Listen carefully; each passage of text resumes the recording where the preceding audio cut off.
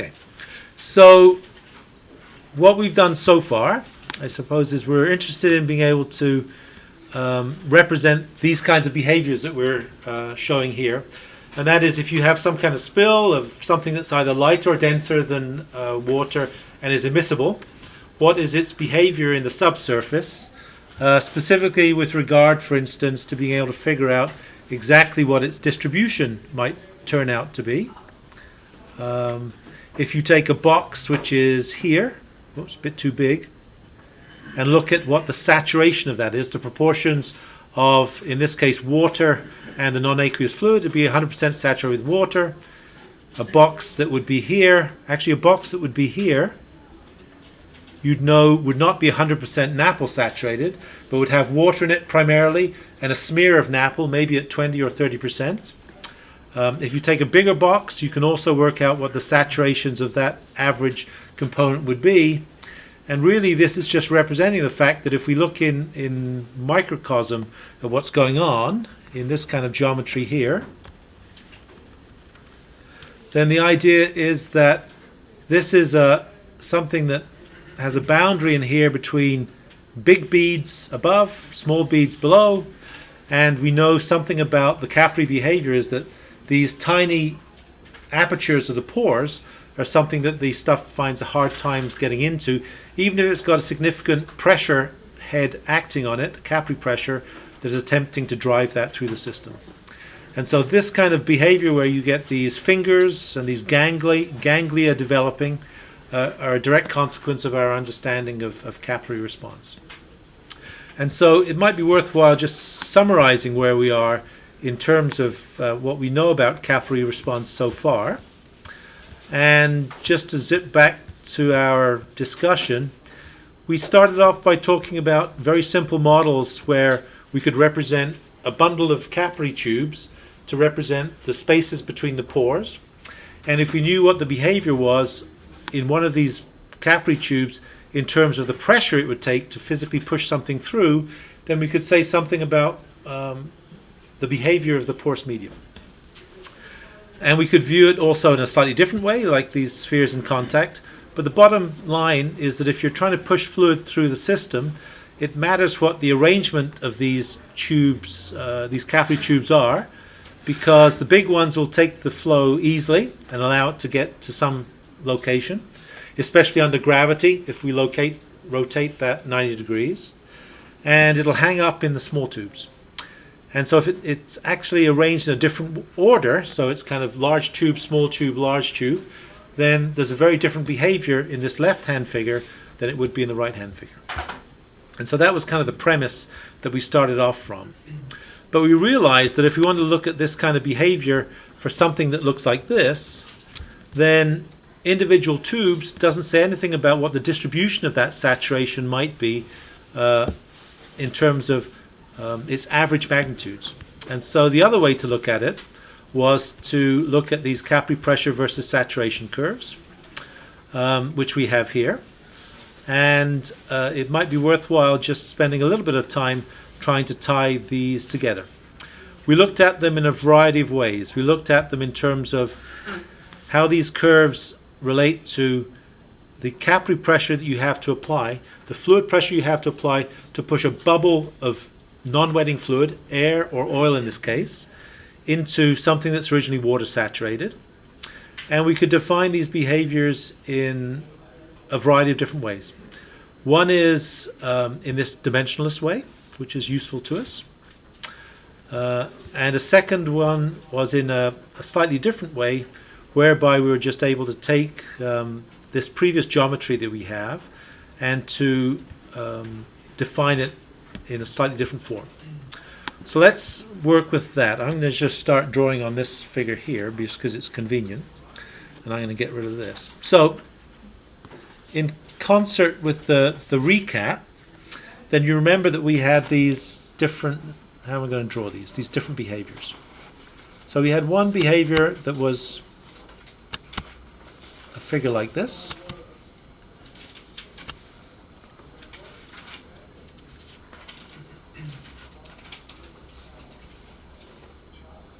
Maybe not the best drawing in the world.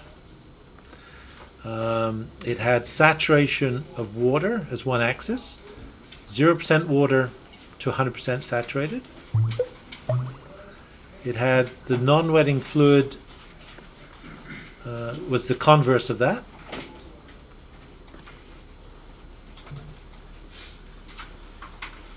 Guess I could draw it even larger. And on this axis here was capillary pressure.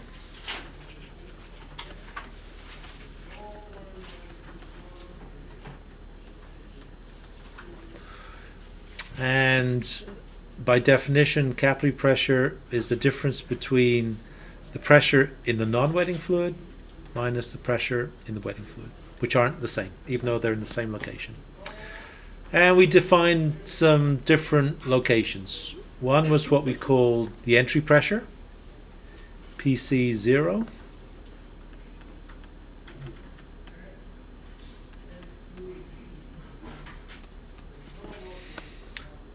I'm obviously not talking loudly enough. I can hear the guy next door.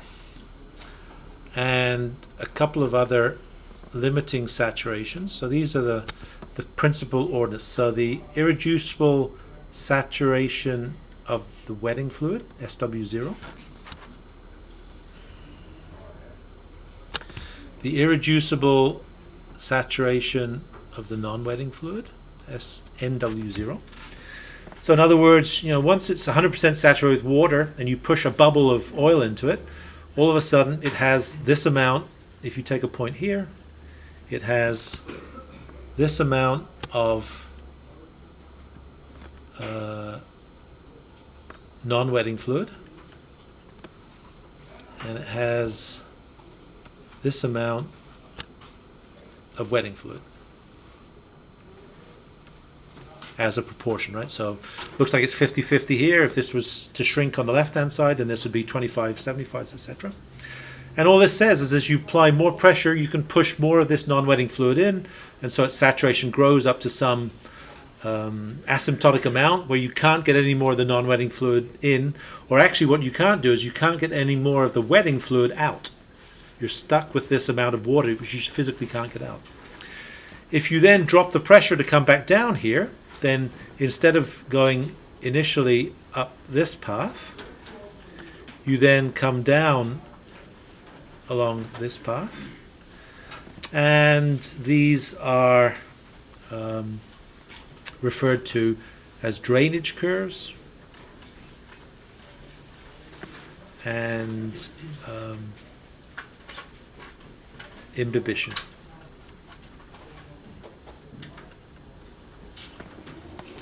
Because it spontaneously imbibes water as it goes through this, because that's the wetting fluid. It just sucks it in if you drop the pressure. We talked about scanning curves. In fact, if you only go up this far, then as you change the pressure to come down from this location, you will go across in some scanning fashion to join the other curve. And then if you, for instance, increase the pressure, you'd go up on a different curve to get between them, these so-called scanning curves. And these, I guess, are the principal features of this capillary pressure versus saturation curve. It says something about a minimum water content that you can't get below because you have this monolayer of water that covers the grains.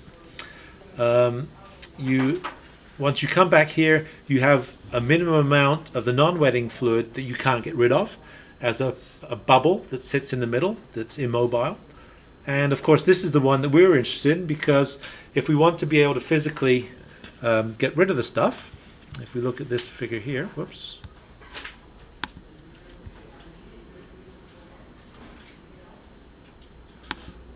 This is what I'm looking for.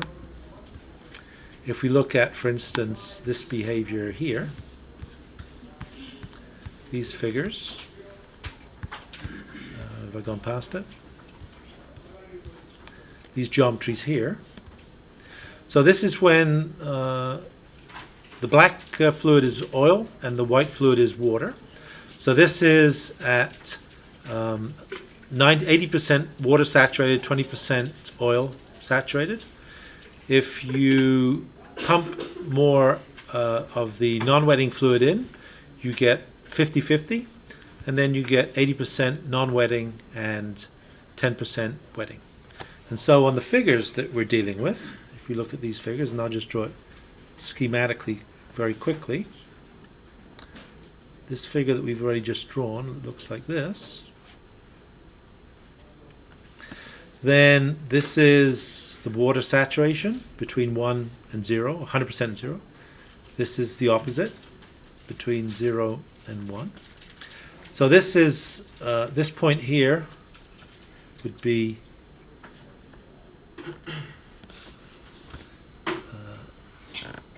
this. This point here would be this. And this point here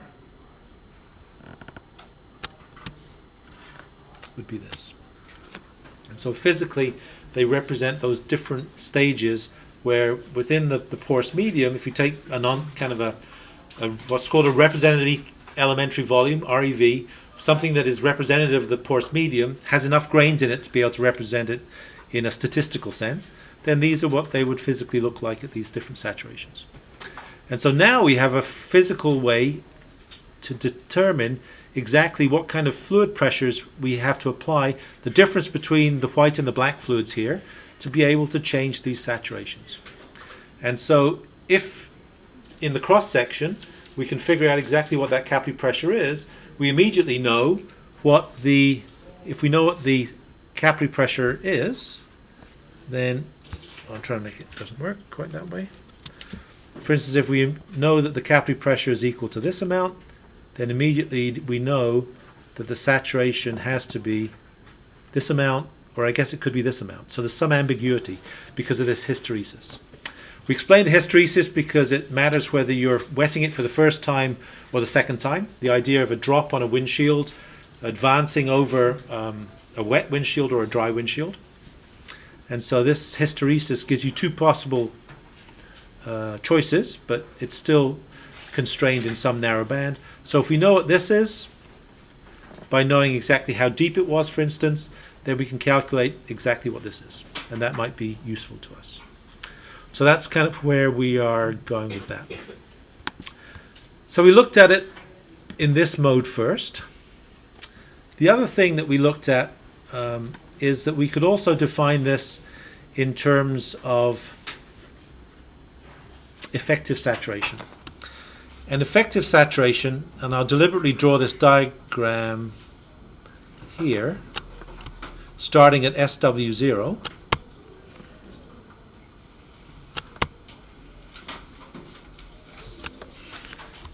Don't like that.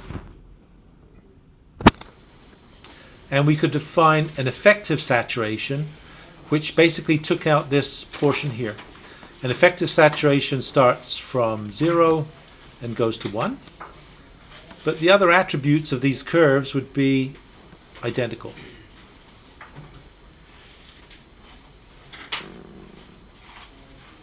And so this curve here should look identical to this. All we're doing is we're cutting off this segment on the left-hand side. And so one way to do that is because it allows us to be able to represent the behavior of this, again, the same thing. This is capillary pressure. This is PC0, which we also call the bubbling pressure, the pressure you need to push a bubble into the system. And one of the reasons for doing that was so that we could take this curve, exactly the same curve,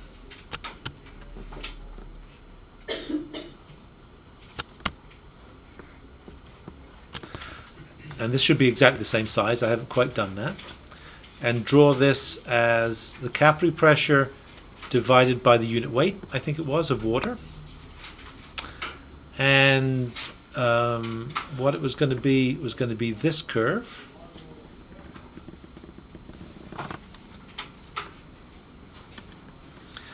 And if we did that, then all of a sudden this curve would look something, I'm going to draw it this way. I'll draw it this way. So in other words, curve should look something like this. So now this is PC0 divided by the unit weight. This is the saturation of water. So this was 10 to the 0. This is 10 to the minus 1. It's a log scale. Minus 2, minus 3, 10 to the minus 4. It's actually the effective saturation, which is just cut off here. And this curve here is exactly the same as this curve, but it's just plotted on a log space. This is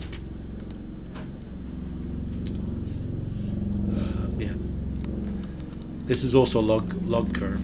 So I don't know what these numbers are, but they could be 10, 100, 10 to the 3, etc. But this exact curve. And the reason we could do that was because using this effective saturation, we could merely write that the effective saturation, it turns out that it is equal to the capillary pressure divided by PC, the bubbling pressure, to some power, which we called lambda. And if we take logs of both sides, I didn't leave much space there, then this ends up being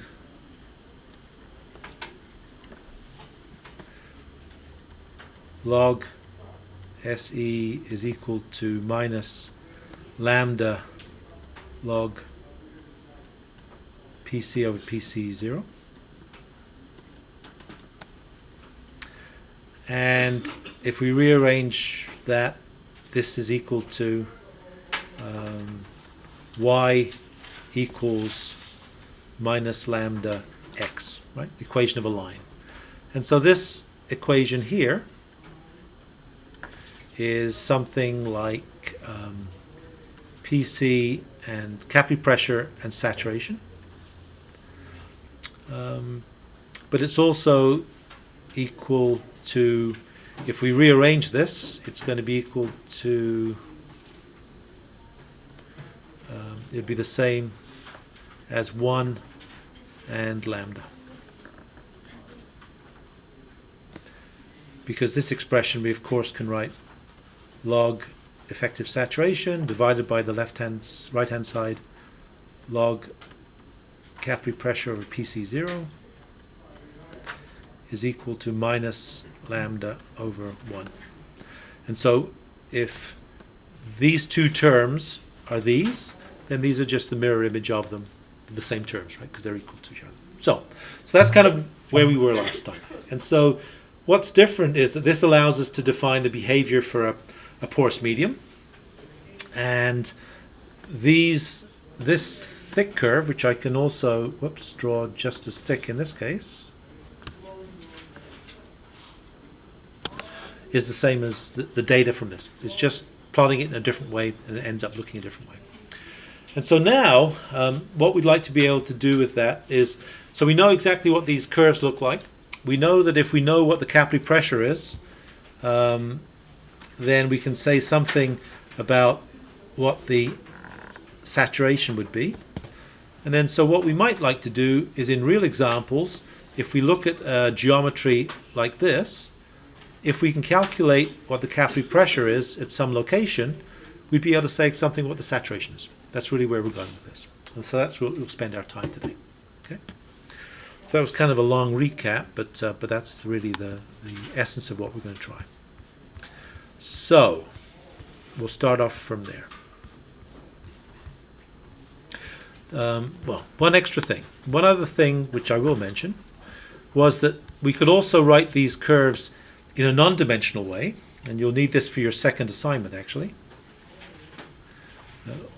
And that is that instead of plotting it in terms of capillary pressure, we can plot it in terms of what is referred to as a Leverett J function, which is the capillary pressure, which is this here, divided by the interfacial tension of the fluids, the permeability, and the porosity. And you certainly know what permeability and porosity are from your current assignment.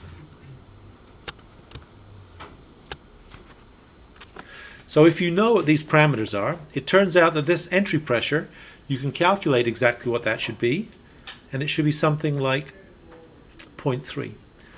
It's dimensionless, so if you look at the units of this, they all cancel out, and so it has no units.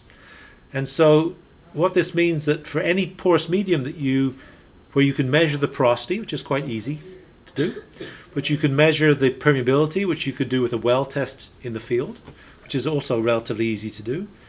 And if you know what the interfacial tension is, which is something you can look up, then you could calculate, and if you know what the pressure is in situ, you can figure out exactly where you are on this curve, and you could figure out what the saturation was. And so if in the subsurface you can calculate what the pressure is, the capillary pressure is at some depth, then you immediately are able to calculate what the saturation could be inside this plume, the maximum bounding saturation. So that's kind of where we're starting from. All right. In the video we didn't go through this, so let's see let's start with this. So we will skip back. So this is the essence of what we're talking about. And so we'll make one point first. And that first point is that we've talked about D-NAPLs and L-NAPLs, and we've talked about the fact that when we look at the behavior in the subsurface, it's really governed by the characteristics of the fluids, whether they're wetting or non-wetting, and those are the key behaviors. And so we can look at the behavior in the vadose zone, where the two fluids are water that is a monolayer around the grains, and air, which is filling up most of the pore space. Water is the wetting fluid, air is the non-wetting fluid. And above the water table, this is the domain that we're looking at. Below the water table, clearly there's no air below the water table, shouldn't be. But if we drop a denser than water fluid into it, which is immiscible, we'll get these kind of ganglions developed like the red fluids that we looked at in the previous figure. And it will sink through here. So there are a couple of questions we could ask. What is the distribution of saturations, both here and here, of the D-NAPL? And I suppose we could also ask the question, if it starts moving from here and going down, will it ever stop? Or will it keep on going? And so those are two questions that we might want to answer. So let's take the easier one first. Vadose zone. Vadose zone, by definition, the pressure on the water table is by definition atmospheric. And as we go up from the water table, we know that certainly we know as if we go down from the water table, the pressure change, just like in a swimming pool, will be given by the unit weight of the liquid times its depth. If we go above the water table, we shouldn't be surprised that that would also be the case as well, so long as there was water within this fringe. And the capillary fringe is sometimes called the tension saturated zone because it's the water in this region is in tension. And so if we merely extend the trend of the hydrostatic line, instead of going down, going up, then if we calculated the pressure at this point within the capillary fringe, it would be equal to this point here, which would be equal to this amount here on this axis, which is a negative magnitude. And so the capillary pressures that we have, which by definition are equal to, I've got it here, the non-wetting fluid minus the wetting fluid. Wetting fluid is water, non-wetting is air, and it's the difference between these. And so the non-wetting fluid was air. We know that if we had air, we know that as we go up in the atmosphere, we lose pressure as we go up by the amount, again given by this equation, but by this green line. The difference between these unit weights is roughly 1,000-fold, 1 kilogram per cubic meter versus 1,000. So this is basically the axis. And so the capillary pressure at this particular point is going to be this magnitude here. This is PC. And if that capillary pressure, by definition, this is the capillary pressure all of a sudden that you can get entry of air into the system. So it represents this inflection point, our bubbling pressure magnitude. If we keep on going up, then this scale is linear, but it gives us a way at any stage within the vertical section. So this elevation here, if we know what the capillary pressure is, and we plot that here, then that immediately gives us the magnitude of the liquid saturation. The liquid saturation will be this amount. Oops. This will be the saturation of water,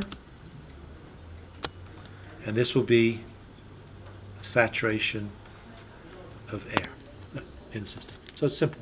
And so this diagram here looks exactly the same as the capillary pressure versus saturation diagrams that we've looked at. It's in exactly the right aspect. This is going to be a positive number. This is going to be in tension. A negative times a negative is positive, and so capillary pressure is positive. And so we can calculate that. But the bottom line is that we should be able to determine exactly what the saturation profile is as we go up in the water column through here. We could draw it. So that seems hopefully straightforward. Hopefully equally straightforward is the fact that if we turn it around and we look at the opposite, we look at the saturated groundwater zone, then the same applies. Now the unit weight of water is given by this curve here. The pressure difference as you go in depth increases linearly as you go down. If it's intruded on by this non-aqueous fluid, if the non-aqueous fluid starts here, this has to be atmospheric at the surface. This is the groundwater table. By definition, it's atmospheric. So this is, if this is gauge pressure, this is 0. It's denser than fluid, so it's just like going down inside a swimming pool filled with this green fluid. As you go down at the unit weight of that. The difference between the pressures across this boundary between these two fluids, between the green fluid and the blue fluid, are this amount here, the capillary pressure by definition. And so again, we know that the capillary pressure as you go down within this increases linearly because the separation between these just grows according to two straight lines, right? So if you double the depth from the surface, you'll double the capillary pressure. And so we know the rate at which it grows. It's going to be equal to, the capillary pressure is going to be equal to what? It's going to be equal to the depth multiplied by the unit weight of the non-wetting minus the unit weight of the wetting. And this is going to be larger in this case, and so this is the right sign convention. This is always going to be positive. And so the same applies as before, that as we get to some depth here, in theory, this stuff shouldn't be able to get into the groundwater until we get to this particular depth here.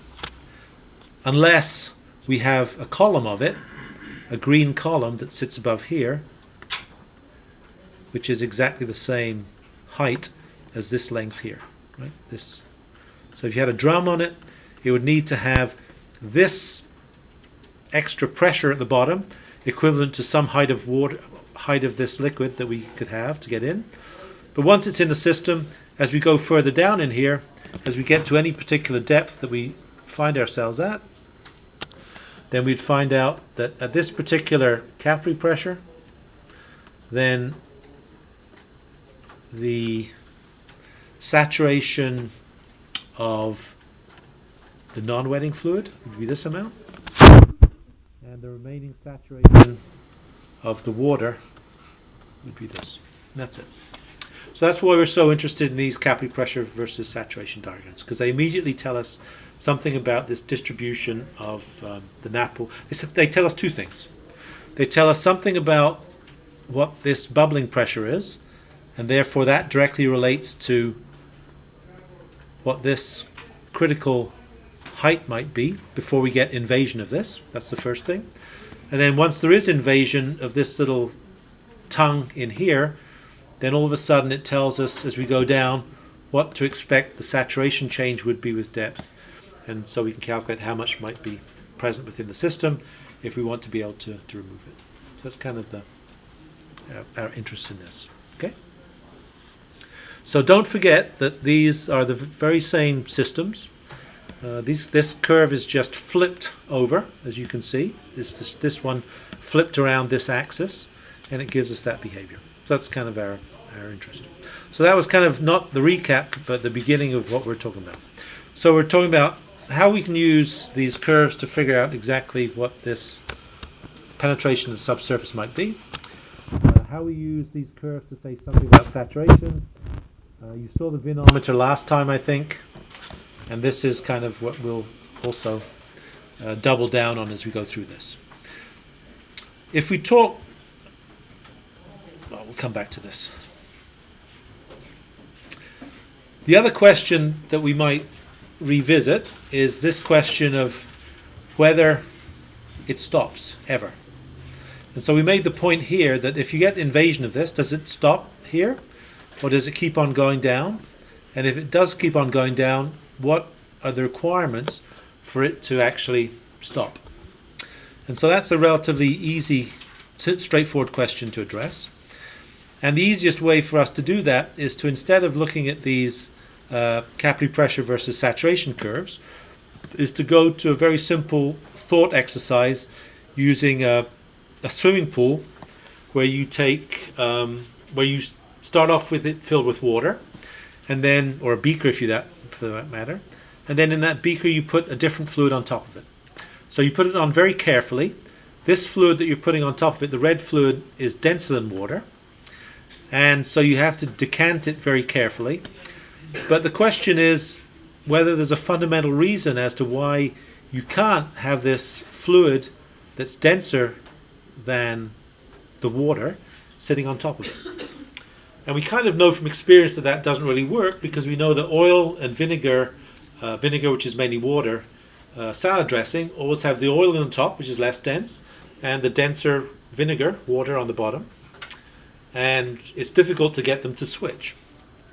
But there is no real reason why you can't do that if you're very careful about doing it. It's like a metastable system. So when you have water in a freezer that may be at -3 or 4 degrees, it hasn't found a nucleation site and it's actually liquid, and then you tap it and all of a sudden instantly it freezes. And it's because it is unstable, but chemically unstable in that particular case, and it changes as soon as you disturb it, finds a nucleation site, a single crystal of ice forms, and that just ratchets its way through the whole system.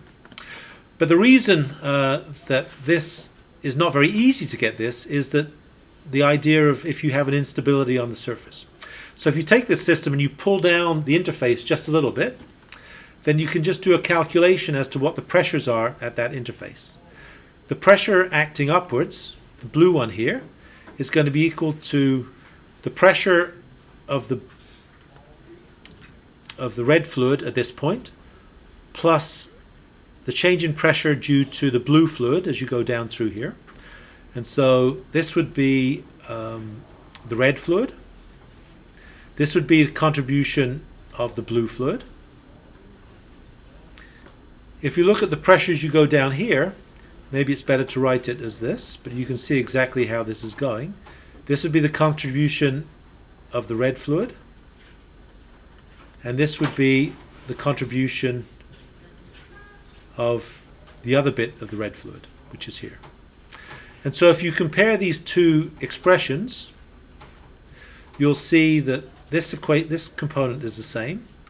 This component is kind of the same, except for this term here.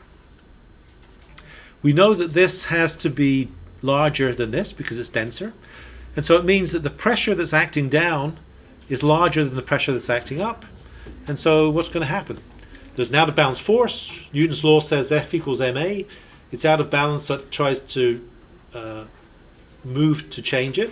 It moves down because the force is net downwards, and then this little bulge gets larger.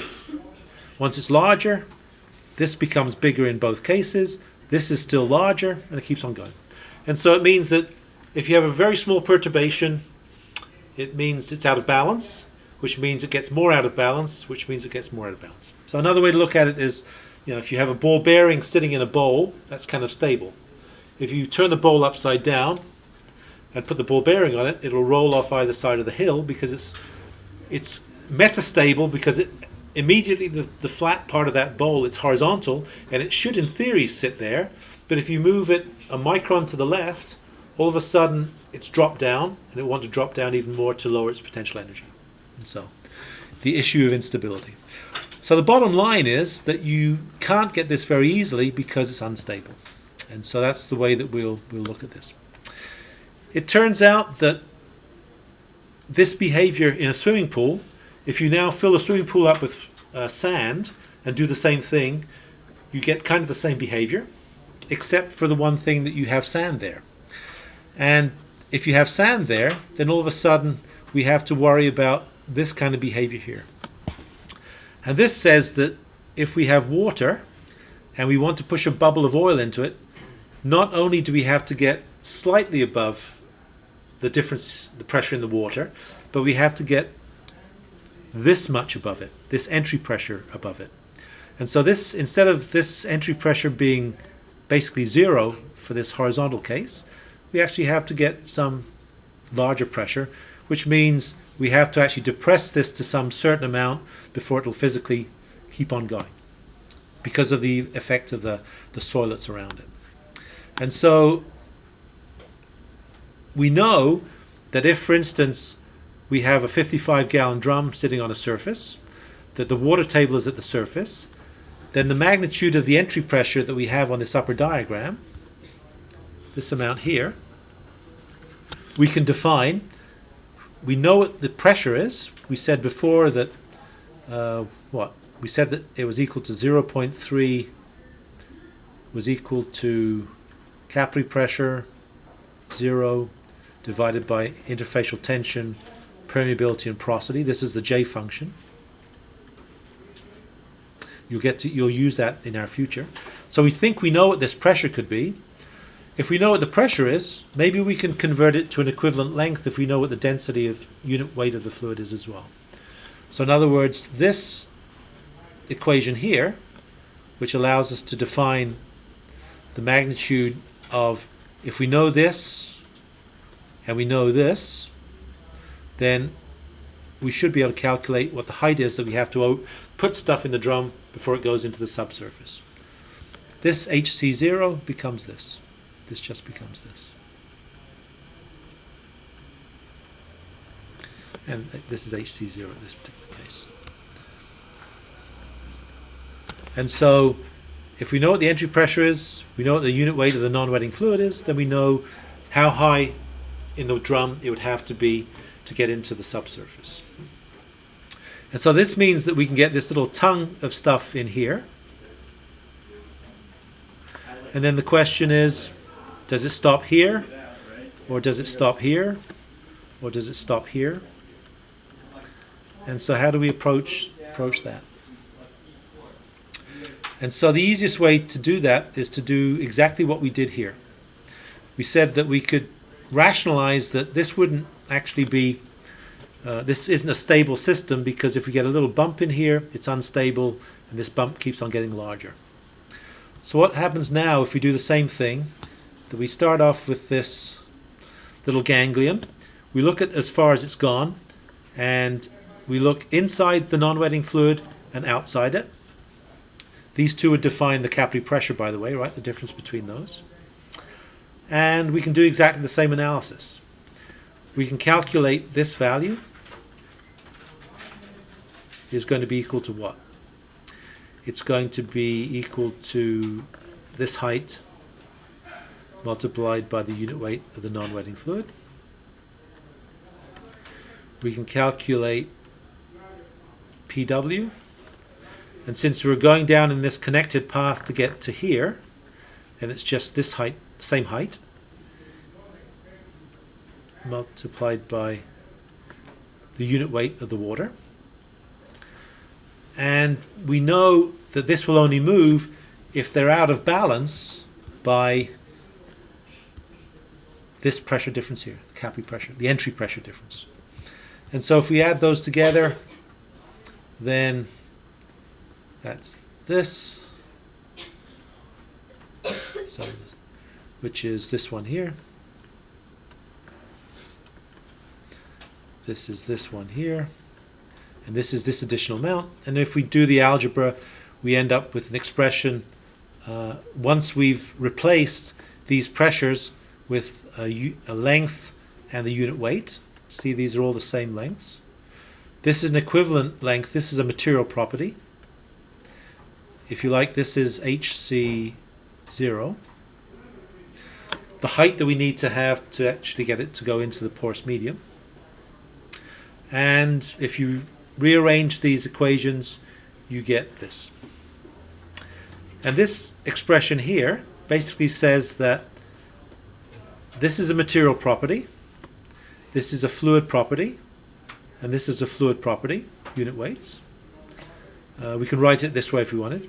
So this is basically saying that once you get the height of this red fluid, which is bigger than this amount, then there's no reason why it should stop moving, because it is able to, at the bottom of this interface, overcome the entry pressure. And so the idea of that is kind of shown in this little cartoon on the bottom, and that is you have a 55-gallon drum sitting on the surface, enough to get this in here. Once it's in here, it gets to some length, and it's bigger than this minimum amount that we're talking about here. Once it's bigger than this amount, if it detaches from the rear, there's no reason why it can't just physically translate down to a new height, new depth, which is given by this, and then keep on going. Obviously, if it gets to be even larger, it can perhaps even go and even faster. The only thing that would stop it would be two things. One is if this breaks in half. So now individually, each of these ones is less than H min,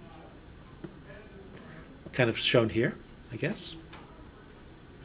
Or I suppose the other one, which really isn't shown here, is if it comes across a capillary barrier where the entry characteristic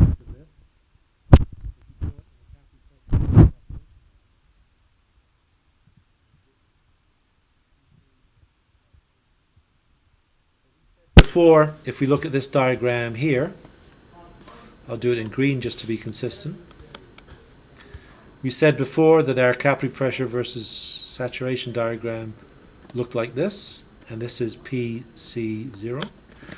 I guess if the characteristics of this particular medium were such that it was given by this, where this now is much higher than this value, then it might not be able to get in. And so those are the two characteristics. So in a nutshell, once it starts, there's nothing that really necessarily stops it, except if it breaks into two parts.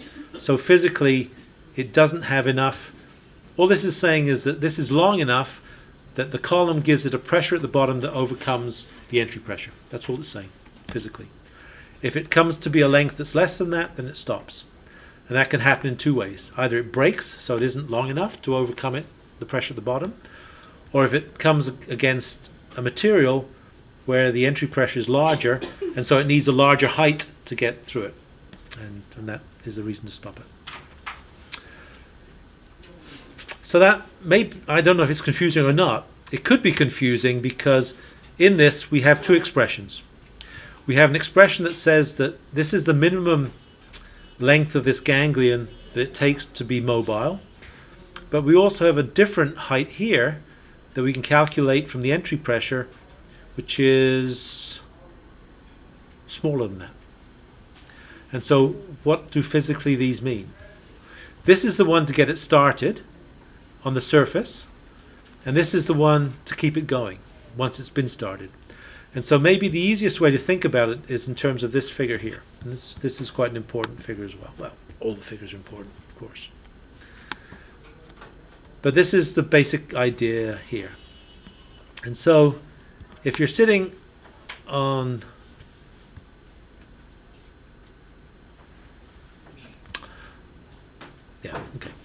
if you're sitting on a porous medium and the water table's at the surface, then the height that you need to have in your 55-gallon drum to be able to get it into the subsurface is this amount, because it physically has to overcome this entry pressure. And this is the entry pressure that we have on our diagram. So this is PC0 is this magnitude here. the bubbling pressure. If you are sitting with the surface of the porous medium here and the groundwater table there, and you already have this in here, then the height you need to make it move is a different magnitude, which is this value multiplied by a factor. And the physical way to think of this is basically that this is the effect of buoyancy, right? This is something here which is acting against the buoyant weight of water, which is here. If the ground surface is here, then the water exists up to the surface. And so the pressure that you feel here is the pressure of the NAPL acting down, but also the pressure of the water acting up. And that's kind of the definition of what buoyant weight is.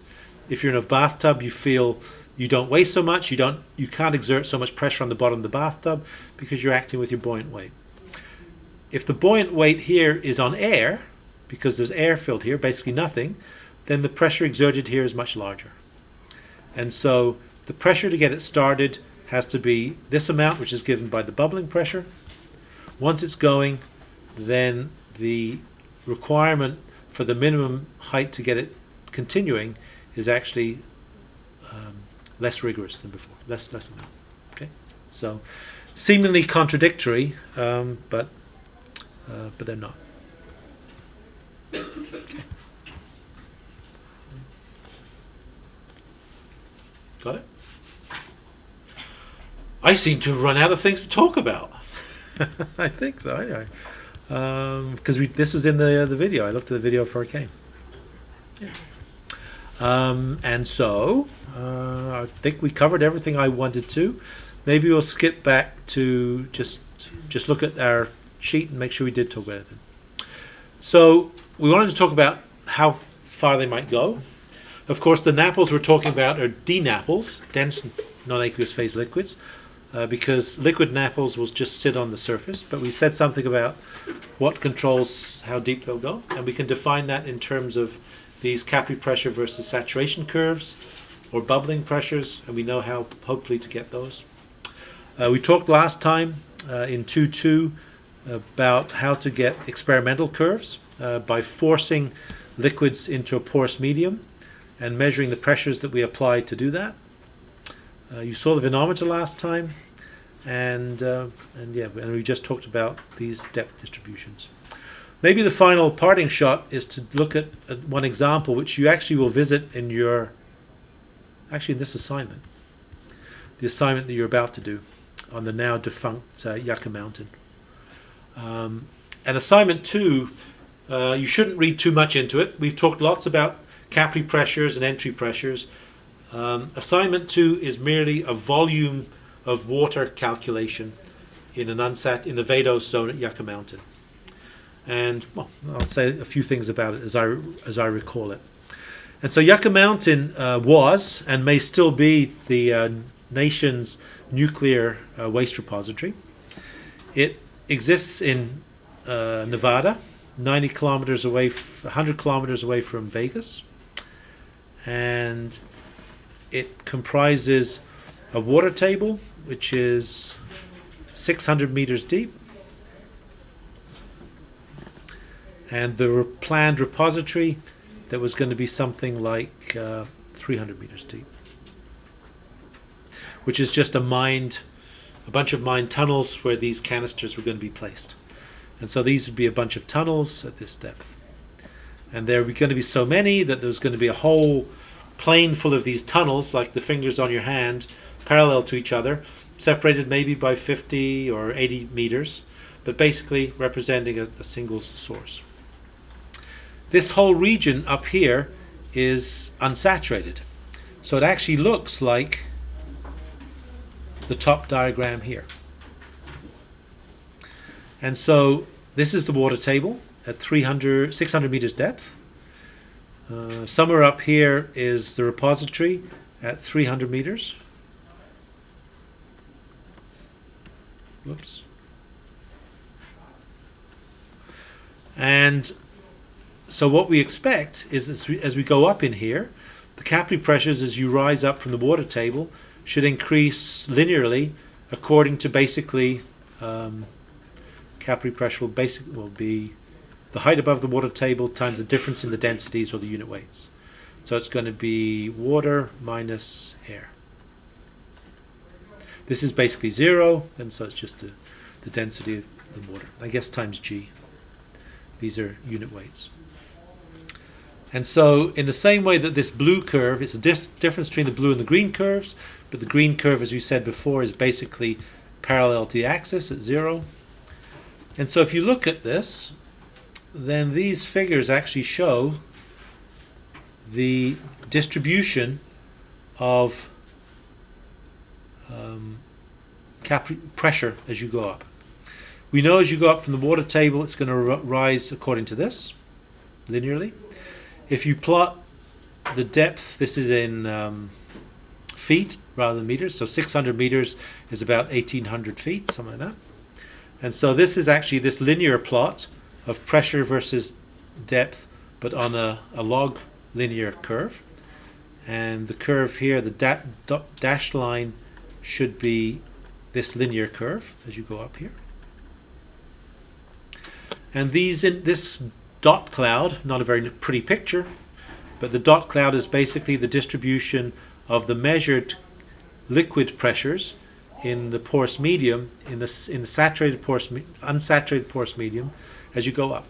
And you see a couple of things. One is that as you go up, indeed, the tensile pressures in the water become more tensile. These are negative pressures. And also that they don't really go across the magnitude of this envelope, which represents the maximum tensile pressure that you'd have. For instance, if you're taking a piece of water and you were holding the column of water up at the top of the column, cutting it off at the water table, the pressure that you'd have to apply would be this negative tensile pressure that is holding this stuff, partially saturating the porous medium. And so as you go up through this, the surprising thing about Yucca Mountain was that when it was originally suggested as a location to Congress, that it was an unsaturated system. Unsaturated for many people meant that there was no water in it. But actually the fractures are unsaturated because they're quite open and they can't sustain these saturations of the fluid. But the porous medium, I guess I could have brought some Yucca Mountain Tuff with me today if I'd remembered. The porous medium has such fine-grained pores that you couldn't see them with the naked eye, and they actually do keep pressures at very high tensions, and the saturation of those are given by this point cloud given here. And the saturations in the porous medium are actually quite close to 100% water saturated. And so now that might not seem like a problem, but remember when we're talking about in this class is the mechanisms by which stuff moves from one location to another, carrying other stuff, maybe dissolved radionuclides. If the water doesn't move, there is no problem because it doesn't move. But the water moves, then there is a problem. And so the mechanism by which the water can move in this case is that these things get hot, they convect, they conduct heat in the rock away from it. They heat up the rock that has water saturating it. The water boils and the water evaporates in the fractures. And physically what you could imagine happening is it's not very different from the meteorological picture, and that is that the water will evaporate, it'll rise. If you look at what the temperatures might be, then maybe the temperatures are 180 centigrade at the canisters. And you can imagine as you go up, maybe it's 150, and maybe it's 100 boiling point of water. You can imagine that once it gets in the region where it's less than a boiling point, it'll condense.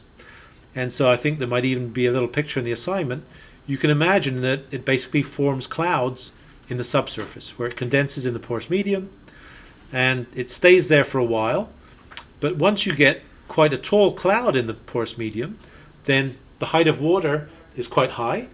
the pressure at the bottom of that water column is quite high, and then maybe it forces it back into the boiling zone, and if it forces it kind of episodically enough, it might actually reach the canister zone, flash onto the canisters, thermally stress them by the shock, and rupture them. And so that's kind of one of the mechanisms by which it could occur.